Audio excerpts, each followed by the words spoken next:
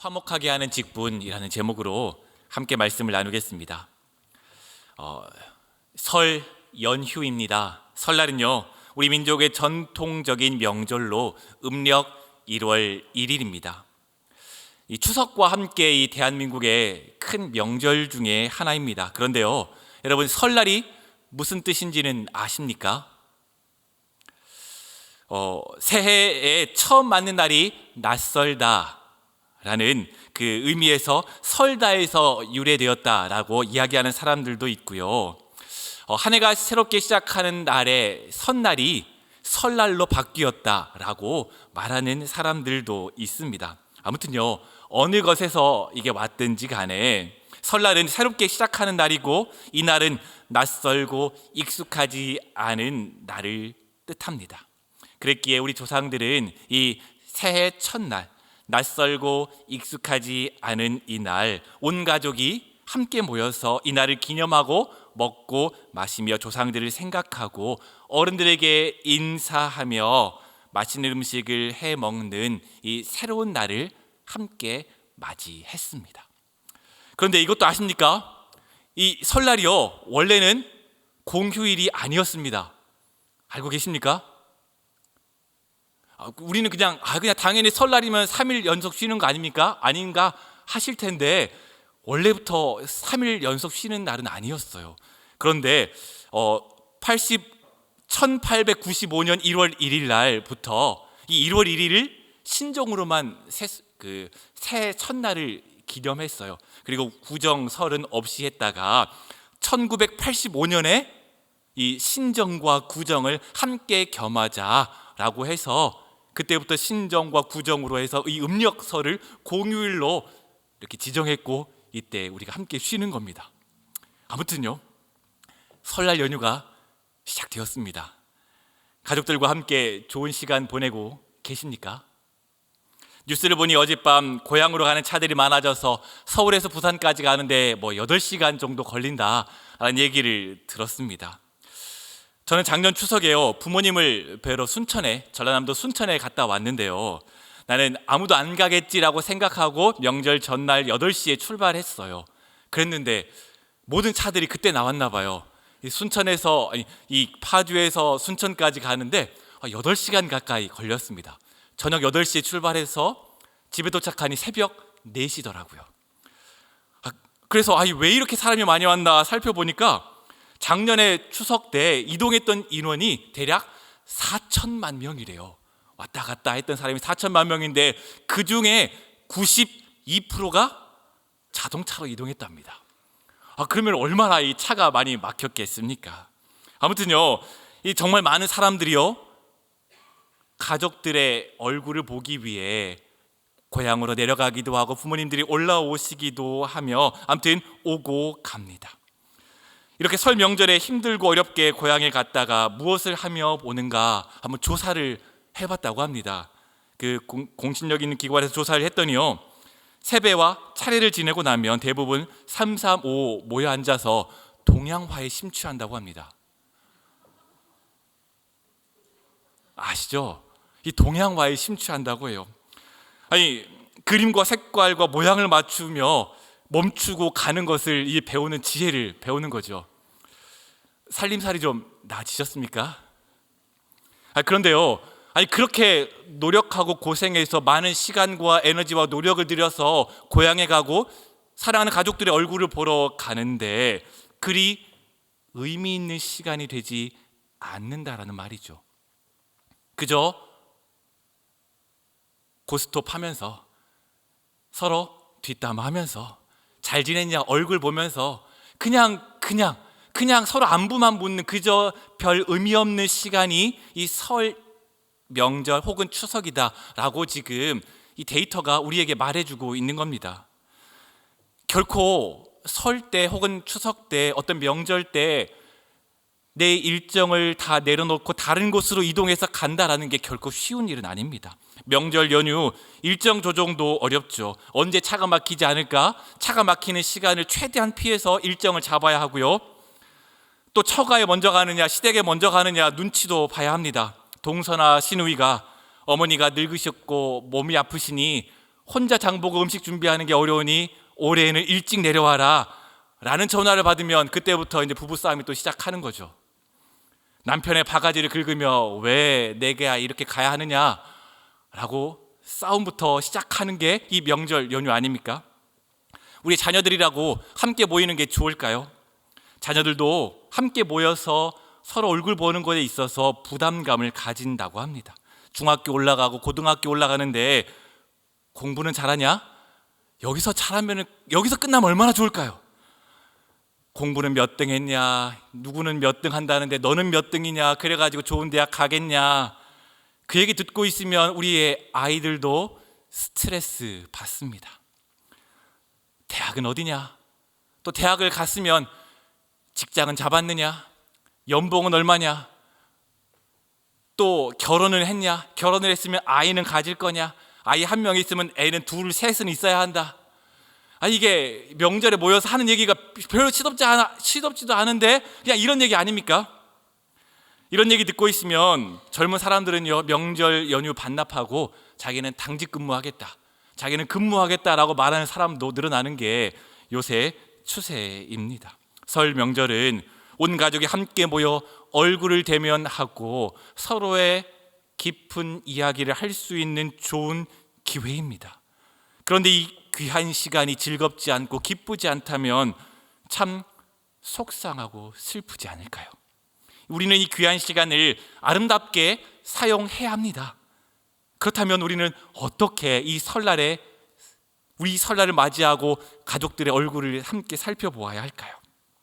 여러분, 함께 모였을 때 대화하기 싫은 사람이 있습니다. 누구입니까? 나이 많은 사람, 나이 어린 사람, 이런 사람이 아니고요, 딱 자기 말만 하는 사람. 누가 이야기하면 됐고 넌 내 말만 들어, 딱 다른 사람의 말을 딱 끊고 자기 말만 하는 사람, 이 사람 참 대화하기 힘든 사람이에요. 누군가 험담하고 정치인 비난하고 이 동양화 색깔 맞추고 한 끼 잘 먹는 것으로 이 설날 모임이 끝난다면 이 명절 슬프지 않겠습니까? 이 설날에 가족의 얼굴을 보며 상대방의 안도를 묻고 진심으로 상대방의 이야기를 듣는 이런 복된 시간이 되길 소망합니다.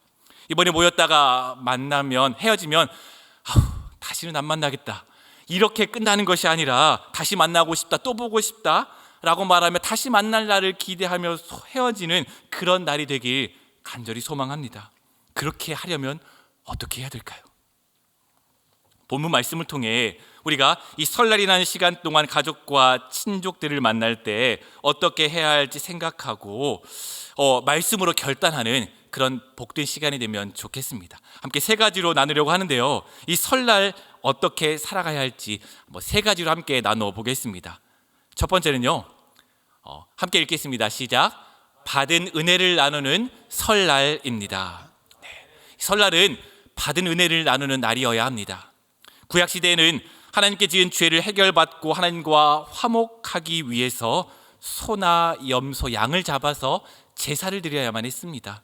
레위기 3장을 이걸 화목제사라고 말하고 있죠. 머리에 안수하고 그 짐승을 잡고 피를 제단 사면에 뿌리고 그 남은 걸 불에 태워 하나님께 올려드리는 그 제사, 이것을 하나님께 화목제로 드렸습니다. 이것은 내가 지은 죄를 짐승이 내 대신 지고 책임지고 죽고 피를 흘려 불타 죽게 되므로 내 죄가 사함받아 하나님과 화목하게 된다라는 것이 이 제사의 의미이죠. 그런데 제사를 드리고 나면 우리의 삶은 완벽해집니까? 그렇지 않다는 게 문제가 있죠. 다시 죄를 짓고 다시 악에 빠지며 다시 악의 굴레와 순환으로 걸어가는 게 우리의 모습이죠. 그랬기에 잘못을 했을 때마다 제사를 드리고 짐승을 잡아 그 모든 것을 다시 한다라고 하면 얼마나 힘겨운 삶이 될까요? 그런데 이러한 이 악순환의 문제를 해결하기 위해 오신 분이 바로 예수 그리스도입니다. 고린도후서 5장 15절, 우리가 읽은 이 본문 말씀 함께 보면 그가 모든 사람을 대신하여 죽으심은, 예수 그리스도가 우리를 위해 대신 죽으셨다라고 이야기를 하고 있습니다. 이 말씀은요, 구약시대에 하나님과 인간이 화목하기 위해 소와 양과 염소를 제물을 드려 하나님과 화목했던 이것을 예수 그리스도께서 자기 자신을 화목제물로 십자가에 드려 우리의 죄를 대신해 죽으셨고 그 결과 우리가 하나님과 화목하게 되었다라는 게 이 본문 말씀의 의미이죠. 우리 인간은 하나님의 형상으로 지음받은 존재로 하나님과 친밀한 교제를 나누고 살아가야 하는 존재이지만 죄로 인해 하나님과 불순종함으로 하나님과 불편한 가운데 살아가고 있죠. 하지만 하나님이 인간이 되시고 스스로 제물이 되시고 자신의 생명을 제물로 하심으로 말미암아 하나님이 예수 그리스도로 말미암아 하나님과 인간 사이를 다시 이어 주신 것, 이것이 바로 하나님의 놀라운 사랑입니다. 이 얼마나 놀라운 소식이고 얼마나 놀라운 은혜입니까?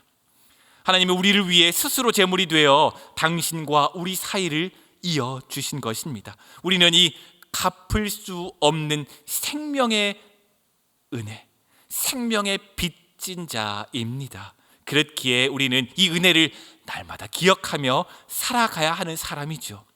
그런데 이 은혜를 기억하며 살아가는 사람과 기억하지 못한 채 살아가는 사람이 있습니다. 마태복음 18장에 보면 1만 달란트 빚진 사람의 이야기가 나옵니다. 여러분 기억하시겠죠? 1만 달란트 빚진 사람이 왕에게 찾아가 고하죠. 왕이시여, 제가 무슨 방법을 해도 이 1만 달란트는 제가 해결할 능력이 없습니다 라고 왕에게 나아가 애걸복걸합니다. 그때 그 왕은 그러면 내가 이 1만 달란트는 없이 해주겠다라고 말하며 그 빚을 탕감해 주죠. 그런데 이 1만 달란트를 탕감받고 나간 사람이 100데나리온 빚진 사람을 만나 이 사람을 감옥에 가두는 걸 볼 수 있죠.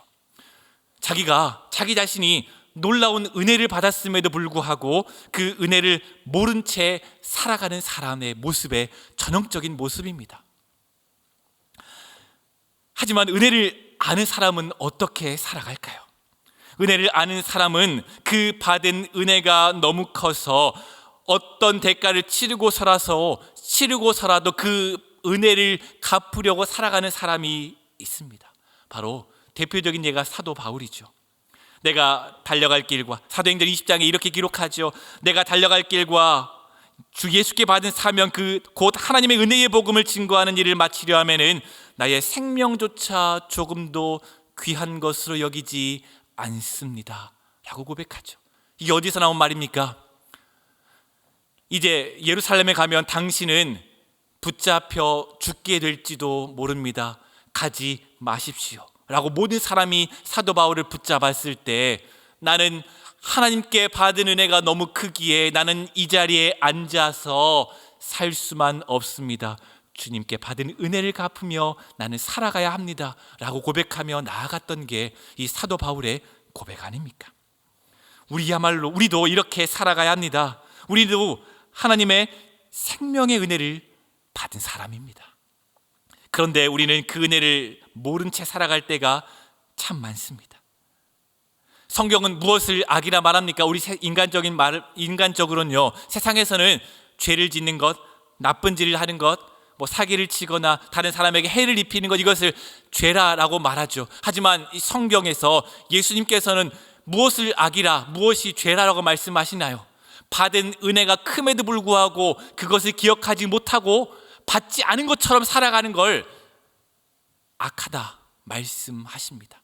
1달란트 받아서 그 받은 1달란트를 땅에 묻어넣고 아무것도 하지 않은 채 주인이 다시 왔을 때, 주인님, 나는 당신에게 받은 이 1달란트 그대로 당신에게 드립니다 라고 했더니 이 사람을 악하다, 악한 종이다 말씀하십니다.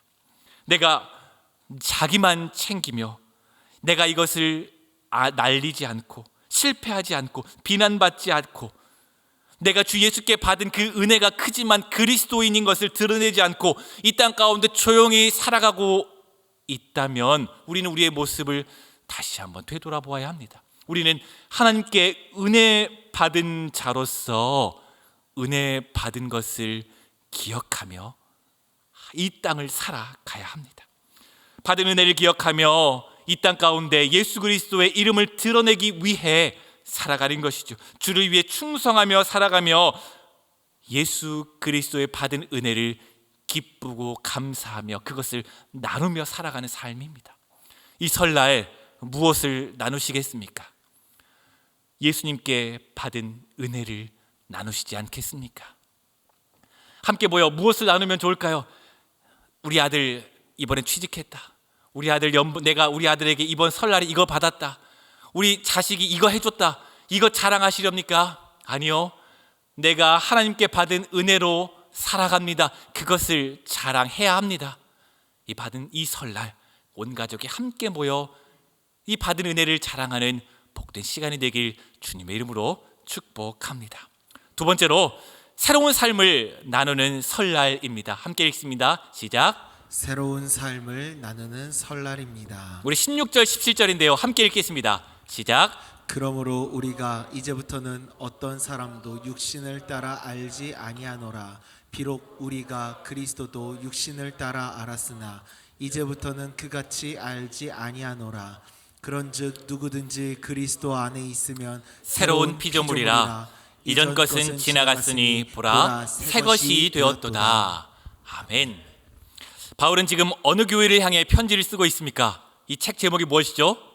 고린도후서. 고린도 교회를 향해 편지를 쓰고 있습니다. 고린도 교회는 우리가 알다시피 문제가 많은 교회입니다. 분쟁이 있고요, 음행이 있고 성도들 사이에 소송이 있습니다. 사역자 이 바울에 대한 의심이 있었고 리더십에 대한 갈등이 있었고 이 종교적인 음식을 먹느냐 마느냐 갈등이 있고 그렇게 다툼과 분쟁이 있던 교회입니다.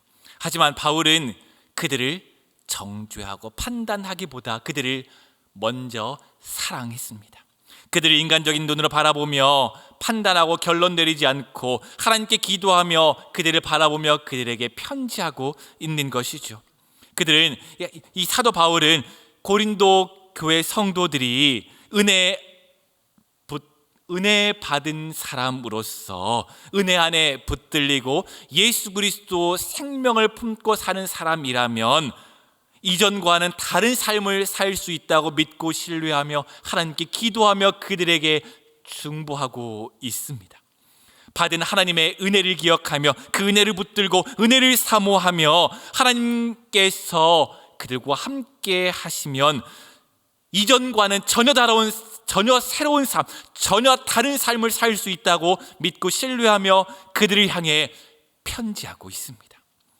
내 힘과 내 능력으로는 부족하지만 하나님께서 너희들과 함께 하시면 성령이 너희들과 함께 하시면 너희들은 전혀 다른 삶을 살 수 있다라고 말하며 지금 편지하고 그들을 하나님의 눈으로 바라보며 품고 있는 것이죠. 그런데요, 우리는 새로운 사람을 싫어합니다. 새로운 피조물로서 이 전과는 다른 삶을 살아가는 걸 싫어합니다. 그렇다면 어떻게 살길 원할까요? 부족하고 연약함 가운데 하나님의 은혜 붙들고 살아가기보다는 내 의로 살아가길 원하죠. 내가 잘난 걸 드러내고 내가 완벽한 걸 드러내고 내가 흠없는 걸 드러내고 내가 잘나고 의로운 걸 드러내길 원하는 것이 우리의 모습 아닙니까? 그렇기에 내 의와 내 능력과 내 완벽을 드러내는 그런 삶이 아니라 완벽하게 전혀 다른 은혜 받은 자로서 살아가라 말하고 있을 때 우리는 이 은혜 받은 자로서의 삶을 그리 원하지 않습니다. 아무리 그게 우리의 모습 아닙니까? 하지만 우리는 우리의 본질은요, 은혜 받고 살아갈 수밖에 없는 사람입니다. 우리의 모습 어디를 찾아봐도 완벽이 어디 있습니까? 눈을 씻고 찾아봐도 흠이 없다라고 말할 수 있는 사람이 누가 있습니까? 내 의와 내 자랑을 드러낼 수 있는 사람이 그 어디에 있을까요? 우리는 모두 하나님의 은혜 받은 자입니다. 하나님의 은혜를 아니면 살아갈 수 없는 사람입니다. 그 사람들이 우리 아닙니까? 그 사람들이 함께 모여드리는 것이 이 예배 공동체 아닙니까? 이사야 42장 3절 4절은 이렇게 말하죠. 상한 갈대를 꺾지 아니하며 꺼져가는 등불을 끄지 아니하고 진실로 정의를 행할 것이며 그는 쇠하지 아니하며 낙담하지 아니하고 세상에 정의를 세우기에 이르리니 섬들이 그 교훈을 앙망하리라. 이사야는 이 말씀을 통해 이야기를 하고 있고, 예수님은 이 마태복음을 통해 이 말씀을 인용하시면서 상한 갈대처럼 상한 자, 꺼져가는 등불처럼 세상에 희망이 없다고 말하는 자들을 모으시고 그들에게 하나님 나라의 복음을 말씀해 주십니다. 이런 사람들이 뭐가 좋을까요? 아니, 잘난 사람들이 함께 모여 내 의를 드러내고 잘난 사람들이 함께 모여야 뭔가 일이 되지 않겠습니까? 그런데 예수님은 이런 사람들도 괜찮다라고 말씀하시며 그들과 함께 하셨습니다. 왜 그러셨을까요? 왜 그러셨을까요? 이 사람들은 새로운 삶이 무엇인지 알고 새로운 삶을 경험하며 그것을 사모하며 살아갔던 사람들이기 때문입니다. 내 의와 내 욕심과 내 자랑으로 살아갔던 사람이 아니라 하나님의 은혜가 무엇인지 알고 하나님의 은혜를 사모하며 그 은혜 아니면 내가 살아갈 수 없습니다 라고 말하며 함께 모여 하나님의 은혜를 구하며 함께 예배하며 살아갔던 사람들이었기 때문이죠. 그들이 함께 모여, 무너진 사람들이 함께 모여 놀라운 은혜를 기억하며 사모하며 은혜 받은 사람으로서 전혀 새로운 방식으로, 전혀 새로운 삶으로 살아갔습니다. 예수님은 이것을 기뻐하셨습니다. 농담 삼아서요, 제가 지인들에게 하는 말이 있습니다. 결혼에 대한 이야기를 농담 삼아 지인에게 하는데요, 결혼하는 것도 좋지만 하지 않고 살아가는 것도 참 좋습니다 라고 유부남들에게 이런저런 이야기를 하면요, 배꼽을 잡고 좋아하십니다. 물론 이만 남성뿐만 아니라 여성도 아마 동일하겠죠. 근데 왜 그럴까요? 왜 이 말을 남성들과 이 결혼한 사람들이 왜 그렇게 공감할까요? 생각해보면요, 결혼 전에는요, 나 자신을 위해 살았어요. 그냥 내 시간, 내 월급, 내 에너지 나를 위해 쓰면 돼요. 그냥 그런 누구 신경 쓸 필요도 없어요. 누구 눈치 볼 필요도 없이 그냥 내가 벌고 내 시간, 나를 위해 쓰고 내 에너지 그냥 나를 위해 쓰면 돼요. 그런데 결혼 후에 그렇게 할 수 있을까요? 결혼 후에는 그렇게 하면 안 되는 거죠. 그런데 사람들 이걸 싫어하는 겁니다. 그러니까 싫어한다기보다는 어려워하는 거예요. 나 옛날에는 이렇게 안 살았는데 지금은 내 삶의 모습을 보면 참 별것 아니고 초라하다라고 스스로 느끼는 거니까 이게 싫은 거죠. 그런데요, 그러니까 결혼하고 나면 자신만을 위해 살아가는 게 아니라 남편은 아내를 위해, 아내는 남편을 위해, 서로가 서로를 위해 새롭게 태어나야 하는 곳이 이 가정, 결혼입니다. 그런데 나는 옛날에는 내가 이렇게 살았으니 나는 이 모습 그대로 살아야 돼, 너는 있는 이대로의 나를 존중해 줘야 돼 라고 말하면 싸우자는 것밖에 더 됩니까? 그런데 우리는 언제나 이 옛날의 내 모습을 그리워하지. 내가 옛날에는 이랬는데. 그러다 보니 제가 결혼을 하는 것도 좋지만 안 하고 사는 것도 좋습니다 라고 할 때 그렇게 빵 터졌습니다. 근데 이게 결혼 비단 이 결혼을 제가 예로 들었는데요, 같은 의미로서요, 새로운 피조물이 된 그리스도인들은 이전과는 다른 삶을 살아가야 합니다. 그런데 나는 예수님 알기 전의 모습, 있는 그대로의 예전의 모습으로 살아가겠습니다 라고 이 공동체에 와서 다짐하고 결단하며 결코 움직이지 않겠다라고 말하는 게 우리의 모습 아닐까요? 우리는 그리스도와 연합한 삶을 싫어하죠. 새로운 피조물이라 예수님은 나는 너와 함께해서 새로운 삶으로 초청한다라고 말씀하시지만 나는 하나님 없는 삶, 내 뜻과 내 의지대로 살아가는 삶, 내가 무언가를 벌고 내 시간, 내 에너지, 내 재물 모든 것을 나를 위해 쓰고 살아가겠습니다. 내 몸은 내 것이니 나를 위해 살아가겠습니다라고 그렇게 살아가는 것이죠. 하지만 기억하십시오. 우리는 은혜 받은 사람으로 새로운 피조물입니다. 이전과는 다른 사람입니다. 우리는 이 정체성을 기억해야 합니다. 내 몸은 내 것이지만 내 것이 아니라 하나님의 것입니다. 하나님과 연합한 전혀 다른 새로운 삶이 우리에게 열려 있기에 우리는 그 길을 따라가야 하는 것이죠. 사랑하는 거룩한 온전교회 성도 여러분, 설날에 이 은혜를 함께 나누면 좋겠습니다.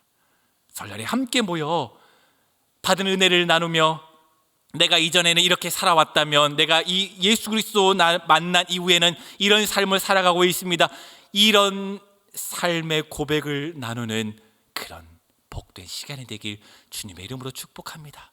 여러분들 쉽지 않겠지만 함께 모였을 때 내 의를, 내가 옛날에 이렇게 잘 나갔다가 아니라 내가 예수 그리스도 믿고 이렇게 변해서 새로운 삶을 살아가고 있습니다, 이것을 자랑하는 복된 시간이 되길 축복합니다. 세 번째로요, 벌써 10시네요. 빨리 가겠습니다. 다름을 잇는 설날입니다. 함께 읽겠습니다. 시작. 다름을 잇는 설날입니다. 우리 고린도후서 5장 18절 19절인데요. 함께 읽겠습니다. 시작. 모든 것이 하나님께로서 났으며 그가 그리스도로 말미암아 우리를 자기와 화목하게 하시고 또 우리에게 화목하게 하는 직분을 주셨으니 곧 하나님께서 그리스도 안에 계시사 세상을 자기와 화목하게 하시고 그들의 죄를 그들에게 돌리지 아니하시고 화목하게 하는 말씀을 우리에게 부탁하셨느니라. 아멘. 화목을 국어 사전을 찾아봤습니다. 화목, 서로 뜻이 맞고 정다운 상태를 말합니다. 원문을 보니까요, 이 화목을 어떻게 표현하고 있는가 한번 보니까 상이점을 혼합하는 것을 이야기하더라고요. 그러니까 한마디로 서로 다른 것을 섞이게 하는 것을 화목이라, 이 원어에서는, 이 헬라어에서는 그렇게 이야기를 하고 있습니다. 한마디로 서로 다른 존재가 함께 공존하고 함께 소통하며 함께 대화하고 교제하는 것, 그것이 바로 화목입니다. 성경은 하나님이 그리스도를 통해 하나님과 인간이 서로 소통하는 것을 화목이라 이야기합니다. 화목을 위해 하나님이 먼저 예수 그리스도를 통해 은혜를 베풀어 주셨습니다. 죄로 인해 하나님과 인간 사이에 있었던 그 장벽을 허무신 분이 바로 하나님 본인이시죠. 하나님은 인간의 몸을 입고 이 땅에 와 인간과 소통하시고 인간이 어떤 생각을 가지고 살아가고 있는지 듣고 함께 소통하기 위해 이 땅에 오시고 함께 살아가셨습니다.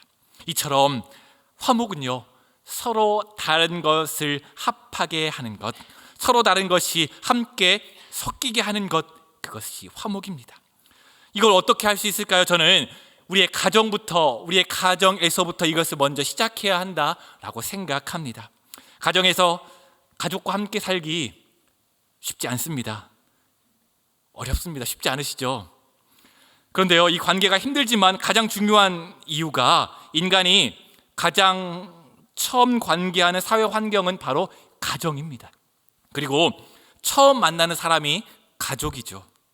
부모와 관계를 맺고 부모가 어떻게 다른 사람과 관계하는지 보고 배우는 거죠. 또한 형제와 자매가 서로 관계하고 또 어떻게 교제하는지, 갈등을 해결하는지, 전혀 다른 존재가 함께 살아갈 수밖에 없는 공간이 우리의 가정입니다. 그러면서 나에 대한 믿음, 상대에 대한 신뢰, 세상과 사회에 대한 신뢰를 얻어가는 그것이 바로 이 가정이죠. 그리고 가족 관계에서 그 모든 것이 이루어지는 겁니다.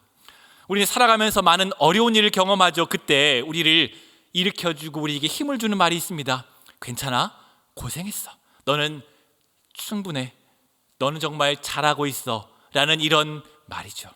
이런 인정과 사랑과 격려가 힘과 위로가 되고요, 내일을 살아가며 오늘을 지탱할 수 있는 힘이 됩니다. 이런 말은요, 누가 해줄 때 가장 힘이 될까요? 사랑하는 사람, 바로 우리의 가족들이 해줄 때, 이 가정 안에서 함께 나눌 때 힘과 위로가 되는 거죠. 그런데 여러분은 상대방을 잘 알고 계십니까? 부부가 상담하는 프로그램, TV쇼에 부부가 서로 상담하는 프로그램을 한번 보면요, 상대 배우자를 혹은 자녀를 내가 잘 알고 있어 라고 생각하지만 제일 몰랐다라는 걸 발견합니다. 서로 상담한 결과를 가지고 서로 나눌 때 상대방에 대해서 내가 이렇게까지 몰랐나 하고 놀라는 것을 보곤 합니다. 우리는 서로를 잘 모릅니다. 안다라고 생각하지만 우리는 서로를 잘 모르죠. 어떤 사람인지 제대로 알기도 전에 그냥 있으니 그냥 살아가는 거죠. 그래서 왜 너는 나와 달라라고 말하며 그냥 살아가는 겁니다. 그런데 이 관계가, 부부 관계는 어느 정도 포기가 됩니다. 에휴, 그 인간, 그 화상, 에이, 너는 그렇게 살았으니 그냥 그렇게 살아가라 라고 되는데, 자녀는 그게 안 되는 거죠. 내가 낳았으니까요. 내 피가 이어졌으니까요. 이 자녀는 그게 안 되는 거죠. 그러니까 내가 낳았으니까 내가 제일 잘한다고 생각하고 가장 좋은 것으로 가장 완벽하게 내가 자녀에게 해준다고 생각하고 살아가는 거죠.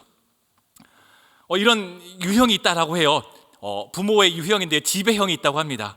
나는 너를 사랑하니까, 내가 너를 키워주니까 너는 내 말대로 해야 돼 라는 이 부모의 유형이 있다라고 하고요. 이 애착형이래요. 그 과잉보호, 부모의 삶이 자녀가 되는 이 1대1로 매칭시키는 사람. 자녀가 학교에 우산을 가지고 갔는데 우산 안 가져갔으면 우산을 가져다 주는 거죠. 이게 초등학생이면 그렇다 치는데, 고등학생인데도, 대학생인데도 우리 애는 이거 못 가니까 내가 해줘야 돼. 이렇게 부모와 자녀가 1대1로 매칭시켜서 키우는 사람, 혹은 완벽과 비교형이 있다라고 합니다. 부모가 스스로가 너무 완벽한 거죠. 그랬기에 다른 사람에게 비교될까 봐, 너는 왜 그거밖에 못하니? 나는 안 그랬는데, 혹은 네 형은, 네 언니는 안 그랬는데 너는 왜 그러니? 부모 망신 주지 말아라, 너 창피하다, 이런 말을 하는 부모가 있다라고 해요. 이 얼마나 속상합니까? 그런데요, 이 부모만 자녀에 대한 어려움이 있는 게 아니라 자녀도요, 부모에 대해 어려움을 가진대요. 자녀도 부모에 대한 기대가 크다라고 하면서 부모는 돈도 잘 벌어와야 되고요, 그 나이가 잘못했을 때 너그러워야 되고요, 주말에는 나랑 놀아줘야 되고, 나이가 화를 했을 때 화를 내면 안 되고, 언제나 나만 바라봐 줘야 된다라고 생각하는 자녀들이 있다라고 해요. 아무튼 이 부모와 자녀 관계, 말만 들어도 어려우시죠? 이게 제가 말씀드렸지만 이 가정이 가장 중요한 관계임에도 불구하고 서로를 잘 모르기에 이 가정 관계 안에서, 가족 관계 안에서 상처받고 아파하고 눈물 흘리며 살아가는 게 우리의 보통의 모습입니다. 그런데 이렇게 서로 다른 가족이 함께 모여 살 수 있는 힘과 능력, 이것이 무엇일까요? 서로 다른 것이 섞이게 할 수 있는 것, 아까 무엇이라 이야기했죠? 이게 화목 아닙니까? 하나님이 먼저 우리에게 보여주신 이 모범적인 답안 아닙니까? 이 화목해 하는 것, 서로 다른 것을 있는 그대로, 서로 다른 존재가 서로 교제하게 하는 것, 이것이 화목인데요. 우리는 이 설날 화목해 하는 직분을 받은 사람으로 화목이 무엇인지 함께 고민하고 이 설날 연휴 가운데 함께 나아가야 합니다. 그렇게 운정교회는요, 여러분들을 위해 돕는 부모 면허학교가 있습니다.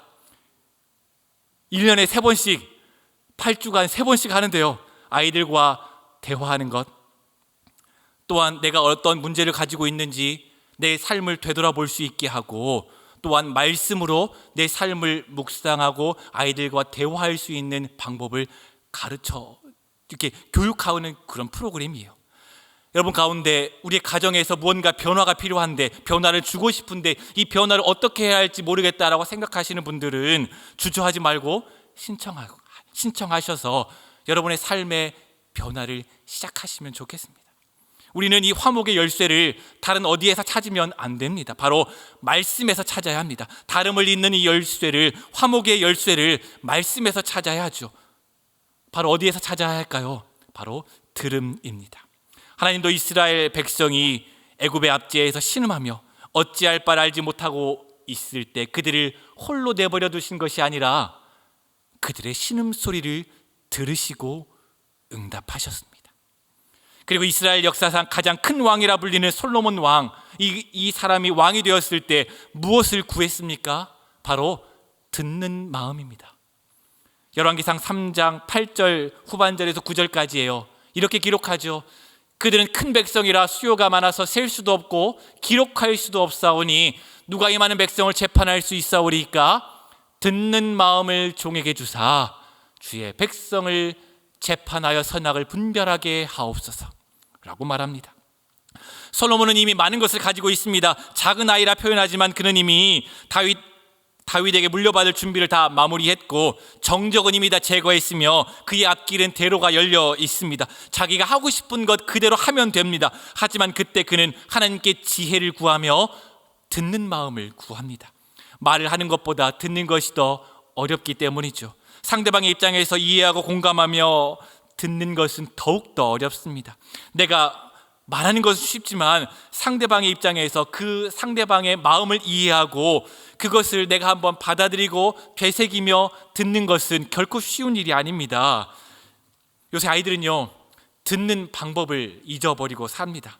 아이들은 공부에 대한 스트레스가 너무 크죠.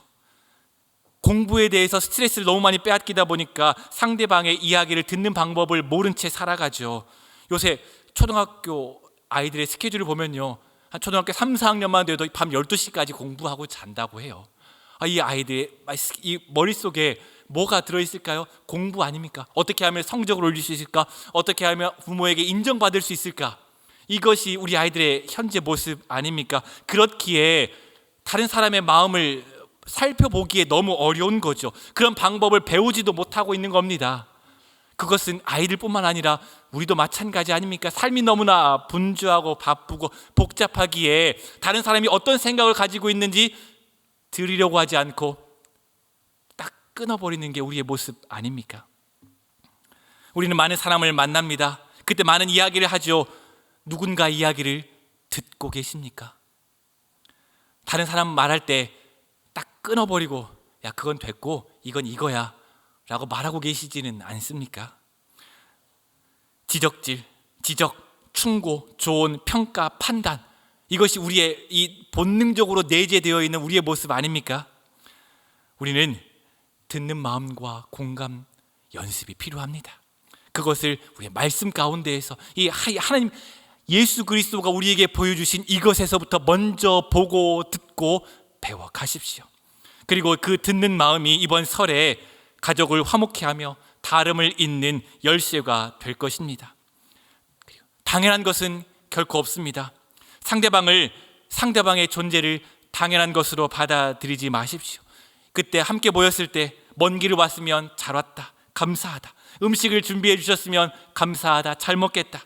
상대방의 이야기를 들을 때 귀 기울이고 감사하다, 잘 들어주시고 표현하시며 이 설을 의미 있고 보람차며 하나님의 이름을 드러내는 귀하고 귀한 시간이 되길 주님의 이름으로 축복합니다. 은혜 받은 사람입니다. 예수 그리스도 안에 새로운 피조물입니다. 그리고 다름을 들음으로 잇는 사람들입니다. 여러분, 이 사람 복된 사람이 되시길, 이 추석 연휴가 주님의 이름으로 기쁜 삶이 되길 주님의 이름으로 축복합니다.